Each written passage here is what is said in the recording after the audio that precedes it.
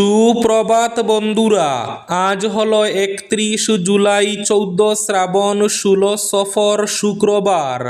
আজকের সকালের বিশেষ বিশেষ খবরগুলি হলো: বন্যা বিধ্বস্ত 4 জেলায় 6 মাসের কিস্তি রেহাই, ঋণ সুদে বাড়তি সময়, ক্ষতিগ্রস্ত পরিবারের অ্যাকাউন্টে শীঘ্রই আর্থিক সাহায্য, মুখ্যমন্ত্রী হিমন্ত বিশ্ব শর্মার ফেসবুক লাইভে বন্যা দুর্গতদের জন্য একাধিক বড় ঘোষণা। বিস্তারিত থাকবে প্রতিবেদনে। খাবার পরিবেশনে দেরি হওয়ায় বৌদির মাথা কেটে গাছে ঝুলালেন এক যুবক, গা শিউরে ওঠার মতো ঘটনা।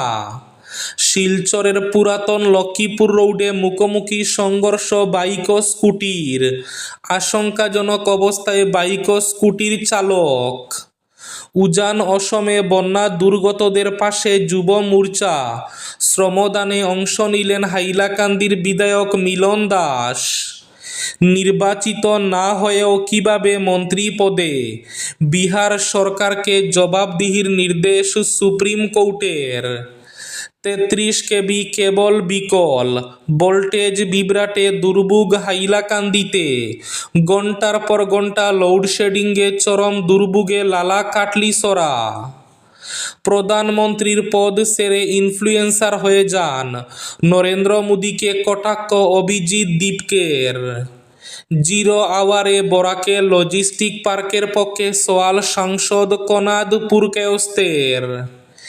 E20 পেট্রোল ব্যবহারে গাড়ির রাবারের যন্ত্রাংশ ক্ষতিগ্রস্ত হতে পারে, এবার বললেন কেন্দ্রীয় মন্ত্রী নীতিন গাডকারি। এবং থাকবে আজকের বরাক উপত্যকার 3 জেলার আবহাওয়ার খবর। তাহলে বিস্তারিত খবরে যাওয়ার আগে অবশ্যই ভিডিওটিতে একটি লাইক করে চ্যানেলটি সাবস্ক্রাইব করে পাশের বেল আইকনটি বাজিয়ে রাখবেন এবং ফেসবুক পেজটি ফলো করে ভিডিওটি অবশ্যই শেয়ার করবেন, যাতে সঠিক তথ্যগুলো সবার কাছে পৌঁছাতে পারে। এবার শুনুন আজকের খবরগুলির বিস্তারিত। প্রথম খবর, বন্যা বিধ্বস্ত 4 জেলায় 6 মাসের কিস্তি রেহাই, ঋণ সুদে বাড়তি সময়, ক্ষতিগ্রস্ত পরিবারের অ্যাকাউন্টে শীঘ্রই আর্থিক সাহায্য, বিনামূল্যে পাঠ্যপুস্তক পাঠানোর প্রক্রিয়া শুরু, নষ্ট হওয়া মার্কশিট, শংসাপত্র এবং অন্য নথি বিনামূল্যে পুনরায় দেওয়ার নির্দেশ। মুখ্যমন্ত্রী হিমন্ত বিশ্ব শর্মার ফেসবুক লাইভে বন্যা দুর্গতদের জন্য একাধিক বড় ঘোষণা।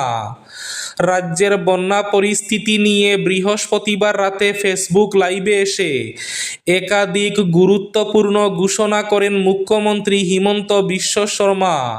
তিনি জানান, চলতি বন্যায় এ পর্যন্ত 71 জনের মৃত্যু হয়েছে। মুখ্যমন্ত্রী বলেন, এই বিষয়ে কেন্দ্রীয় অর্থমন্ত্রীর সঙ্গে আলোচনা হয়েছে এবং স্টেট লেভেল ব্যাংকিং কমিটির বৈঠকও অনুষ্ঠিত হয়েছে। ব্যাংক ঋণের পরিমাণ 11,400 কোটি টাকা।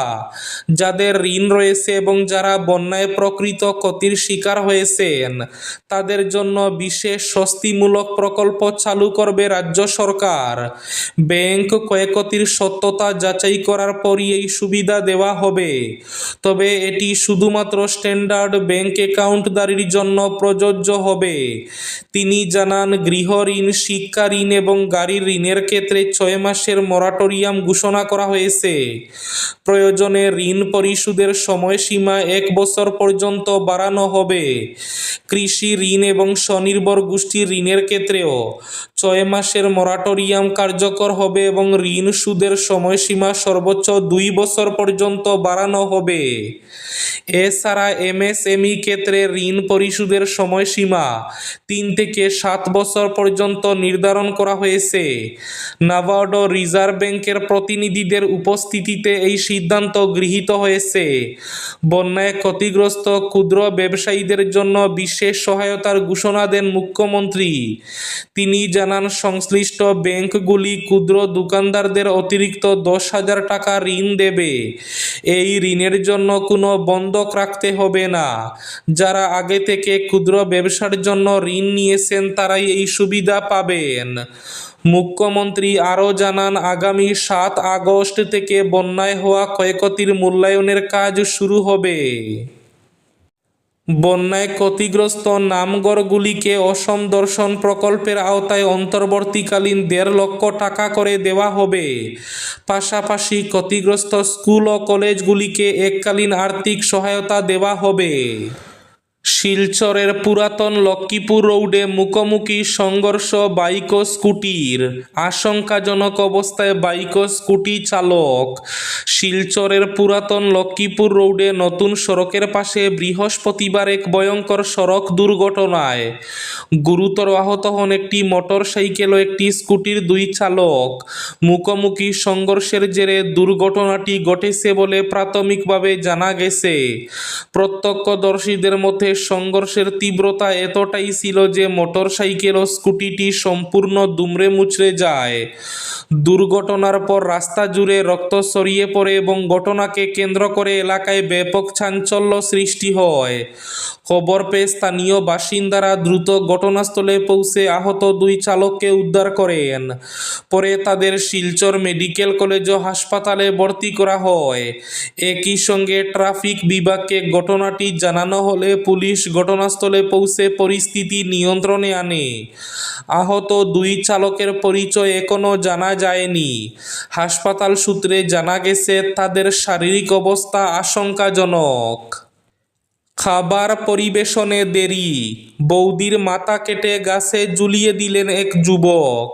খাবার পরিবেশনে দেরি, রাগে বৌদির মাথা কেটে গাছে ঝুলিয়ে দেওয়ার অভিযোগ উঠল দেওরের বিরুদ্ধে। চাঞ্চল্যকর এই ঘটনাটি ঘটেছে বিহারের জাহানাবাদে।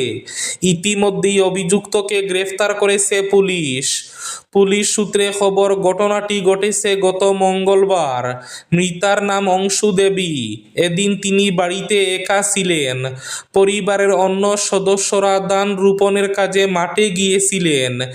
এক সময় তার দেওর কুণাল কুমার মাঠ থেকে বাড়ি ফিরে খাবার চান, কিন্তু তা পরিবেশন করতে কিছুটা দেরি হয় অংশুর। তাতেই ক্ষিপ্ত হন কুণাল। বৌদির সঙ্গে বাদানুবাদে জড়িয়ে পড়েন তিনি। অভিযোগ, এক পর্যায়ে রাগ সহ্য করতে না পেরে ধারালো অস্ত্র নিয়ে তরুণীর উপর হামলা চালায় কুণাল। এই নৃশংস হত্যাকাণ্ডের কথা জানতে পেরে তাদের বাড়ির বাইরে ভিড় জমান স্থানীয়রা। খবর পেয়ে তড়িঘড়ি ঘটনাস্থলে পৌঁছায় পুলিশ। জানা গিয়েছে, বৌদিকে খুনের পর অভিযুক্ত সেখান থেকে পালিয়ে যাননি, বাড়ির কাছেই বসেছিলেন। ইতিমধ্যেই তাকে গ্রেফতার করেছে পুলিশ। বাজেয়াপ্ত করা হয়েছে খুনে ব্যবহৃত ধারালো অস্ত্রটিও। প্রধানমন্ত্রীর পদ ছেড়ে ইনফ্লুয়েন্সার হয়ে যান, নরেন্দ্র মোদীকে কটাক্ষ অভিজিৎ দীপকের। নিট প্রশ্ন ফাঁস কাণ্ডে দেশ জুড়ে ছাত্র আন্দোলনের আবহে প্রধানমন্ত্রী নরেন্দ্র মোদীকে তীব্র আক্রমণ করলেন ককরোচ জনতা পার্টির প্রতিষ্ঠাতা অভিজিৎ দীপকে। প্রধানমন্ত্রীর সাম্প্রতিক ভিডিও বার্তার সঙ্গে প্রসঙ্গ টেনে নিয়ে তিনি কটাক্ষ করে বলেন, প্রধানমন্ত্রী নরেন্দ্র মোদীর উচিত প্রধানমন্ত্রীর পদ ছেড়ে সোশ্যাল মিডিয়ায় প্রভাবশালী ইনফ্লুয়েন্সারের ভূমিকা নেওয়া এবং দেশের দায়িত্ব অন্য কোনো যোগ্য নেতৃত্বের হাতে তুলে দেওয়া। ধর্মেন্দ্র প্রধানের পদত্যাগের পর মহারাষ্ট্রে ফিরে সাংবাদিকদের মুখোমুখি হয়ে বৃহস্পতিবার অভিজিৎ দীপকে অভিযোগ করেন, আন্দোলন প্রত্যাহার করা হলেও বিভিন্ন রাজ্যে ছাত্র আন্দোলনে অংশ নেওয়া পড়ুয়াদের বাড়িতে গিয়ে পুলিশ হেনস্থা করছে। তার দাবি, আন্দোলন আপাতত স্থগিত হলেও ছাত্রদের ক্ষোভ এখনো প্রশমিত হয়নি এবং সরকার যেন পরিস্থিতিকে স্বাভাবিক বলে ধরে না নেয়। E20 পেট্রোল ব্যবহারে গাড়ি রাবারের যন্ত্রাংশ ক্ষতিগ্রস্ত হতে পারে, এবার বললেন নীতিন গাডকারি। E20 পেট্রোল নিয়ে দেশ জুড়ে চলা বিতর্কের মধ্যে বড় তথ্য সামনে আনলেন কেন্দ্রীয় সড়ক পরিবহন মন্ত্রী Nitin Gadkari. E20 petrol 20% ethanol মিশ্রিত পেট্রোল ব্যবহার বাড়ার সঙ্গে সঙ্গে পুরনো গাড়ির মালিকদের মনে তৈরি হওয়া অনিশ্চয়তা এবং সংশয়ের উত্তরে রাজ্যসভায় স্পষ্ট জবাব দিলেন তিনি। রাজ্যসভায় এক লিখিত প্রশ্নের জবাবে গাডকারি জানান, 2005 সালের 1 এপ্রিল থেকে 2016 সালের মধ্যে তৈরি BS-3 যানবাহনে E20 পেট্রোল ব্যবহারের ফলে কিছু রাবারের যন্ত্রাংশ এবং গ্যাসকেট ক্ষতিগ্রস্ত হতে পারে, সেগুলি পরিবর্তনের প্রয়োজন হতে পারে। জিরো আওয়ারে বরাকে লজিস্টিক পার্কের পক্ষে সওয়াল সাংসদ কনাদ পুরকায়স্থের। বরাক উপত্যকায় মাল্টি মডেল লজিস্টিক পার্কের প্রয়োজনীয়তা নিয়ে সংসদে সরব হলেন রাজ্যসভার সাংসদ কনাদ পুরকায়স্থ। বৃহস্পতিবার সংসদে অধিবেশনের জিরো আওয়ারে এ বিষয়ে প্রশ্ন উত্থাপন করেন তিনি। তার বক্তব্য, বরাকে একটি মাল্টি মডেল লজিস্টিক পার্ক গড়ে উঠলে সড়ক, রেল ও আভ্যন্তরীণ জল পরিবহন ব্যবস্থাকে আরও উন্নত করবে। সাংসদ কনাদ বলেন, জাতীয় মহাসড়কের উন্নয়নমূলক কাজ চলছে। শিলচর কেন্দ্রিক ব্রডগেজ রেল নেটওয়ার্ক ও নৌ চলাচলের উপযোগী বরাক নদী, এসব সব কিছুই মাল্টিমডেল লজিস্টিক পার্কের মতো একটি প্রকল্পের জন্য শক্তিশালী ভিত্তি গড়ে তুলেছে। উপযুক্ত পরিকাঠামো গড়ে উঠলে সরকারের অ্যাক্ট ইস্ট পলিসির আওতায় প্রতিবেশী রাজ্য এবং বাংলাদেশের সঙ্গে বাণিজ্যিক ক্ষেত্রের এই অঞ্চলটি একটি প্রধান লজিস্টিক্স কেন্দ্র হিসাবেও গড়ে উঠতে পারে। উজান অসমে বন্যা দুর্গতদের পাশে যুব মোর্চা, শ্রমদানে অংশ নিলেন বিধায়ক মিলন দাস। উজান অসমের বন্যা দুর্গত মানুষের সহায়তায় ভারতীয় জনতা যুব মোর্চা অসম প্রদেশের উদ্যোগে পরিচালিত স্বেচ্ছাশ্রম কর্মসূচিতে অংশ নিলেন হাইলাকান্দির বিধায়ক ডক্টর মিলন দাস। এদিন বন্যার জলে ভেসে আসা কাদা, আবর্জনা এবং জঞ্জাল দুর্গত মানুষের বাড়িঘর থেকে পরিষ্কার পরিচ্ছন্ন করার কাজে তিনি স্বেচ্ছাসেবকদের সঙ্গে হাত মিলিয়ে অংশগ্রহণ করেন। বিধায়ক ডক্টর মিলন দাস জানান, প্রাকৃতিক দুর্যোগের এই কঠিন সময়ে দুর্গত মানুষের পাশে দাঁড়িয়ে তাদের স্বাভাবিক জীবনে ফিরিয়ে আনাই এই উদ্যোগের মূল লক্ষ্য। পরিস্থিতি পুরোপুরি স্বাভাবিক না হওয়া পর্যন্ত BJYM এর এই সেবামূলক কার্যক্রম অব্যাহত থাকবে বলেও তিনি আশ্বাস দেন। নির্বাচিত না হয়েও কিভাবে মন্ত্রী পদে, বিহার সরকারকে জবাবদিহির নির্দেশ সুপ্রিম কোর্টের। নির্বাচিত জনপ্রতিনিধি না হয়েও দীর্ঘদিন মন্ত্রী হিসাবে দায়িত্ব পালন কিভাবে সম্ভব তা নিয়ে বিহার সরকারের কাছে ব্যাখ্যা চেয়েছে সুপ্রিম কোর্ট। বিহারের পঞ্চায়েত রাজমন্ত্রী দীপক প্রকাশের মন্ত্রিত্বকে চ্যালেঞ্জ জানিয়ে দায়ের হওয়া মামলার শুনানিতে বৃহস্পতিবার এই প্রশ্ন তুলে শীর্ষ আদালত। প্রধান বিচারপতি সূর্যকান্তের নেতৃত্বাধীন বেঞ্চ জানায়, বিষয়টি সম্পূর্ণ সাংবিধানিক আইনের প্রশ্ন।